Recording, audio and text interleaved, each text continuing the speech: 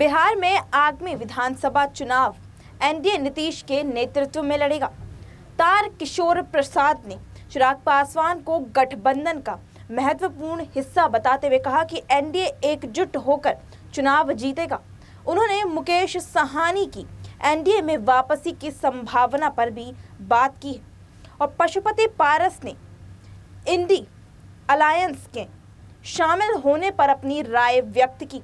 बिहार में साल के अंत में विधानसभा चुनाव होने वाले हैं और एनडीए पूरी मजबूती के साथ इस चुनाव में उतरने वाली है। नीतीश कुमार के एक बार फिर एनडीए में मुख्यमंत्री पद का चेहरा होंगे। रविवार को बिहार के पूर्व डिप्टी सीएम तारकिशोर प्रसाद ने कहा कि हम आगामी विधानसभा चुनाव नीतीश कुमार के नेतृत्व में लड़ेंगे। चिराग पासवान हमारे गठबंधन का अहम हिस्सा है और वो 5 पांडवों में से एक पांडव है। हम सभी मिलकर इस महाभारत को जीतेंगे। केंद्र नेतृत्व में तय किया गया है कि नीतीश कुमार के नेतृत्व में चुनाव लड़ेंगे। बिहार चुनाव को लेकर एनडीए की तैयारी पर उन्होंने कहा कि एनडीए के 5 घटक दल बिहार के विकास, लोगों और राज्य के कल्याण के लिए एकजुट हैं। जन कल्याण और बुनियादी ढांचे के लिए हमने जो सामूहिक काम किया है उससे लोगों का हम पर भरोसा मजबूत हुआ है, जिसका निश्चित रूप से आगामी विधानसभा चुनावों में हम राजनीतिक रूप से लाभ मिलेगा। बिहार चुनाव में अपनी भूमिका के बारे में उन्होंने कहा कि हम भाजपा के कार्यकर्ता रहे हैं। मैं उप मुख्यमंत्री रहा हूं। पार्टी जब जब विधानसभा चुनाव लड़ेगी तो हमारे जैसे कार्यकर्ताओं की भूमिका बढ़ेगी। बीजेपी का बड़ा दावा कि मुकेश साहनी भी एनडीए में डुबकी लगाना चाहते हैं।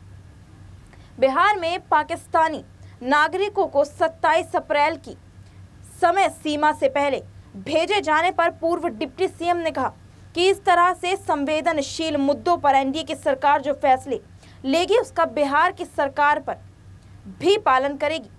एनडीए में मुकेश साहनी की वापसी पर पूर्व डिप्टी सीएम ने कहा कि वे एनडीए के बारे में बार बार जो चर्चा कर रहे हैं, इसका मतलब उनके मन में अभी भी कसक है कि एनडीए हमें साथ मिले।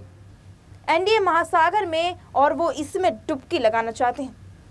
हमारे दरवाजे खुले हैं, वो आ सकते हैं। पारस का सम्मान करते हैं। बीजेपी का एक और बड़ा दावा, पशुपति पारस की इंडिया अलायंस में शामिल होने पर पूर्व डिप्टी सीएम ने कहा कि इंडिया अलायंस की स्थिति का क्या है, ये किसी की या किसी से छुपी नहीं है। हम पशुपति पारस का सम्मान करते हैं। हम तो चाहेंगे कि वे एनडीए के साथ रहें।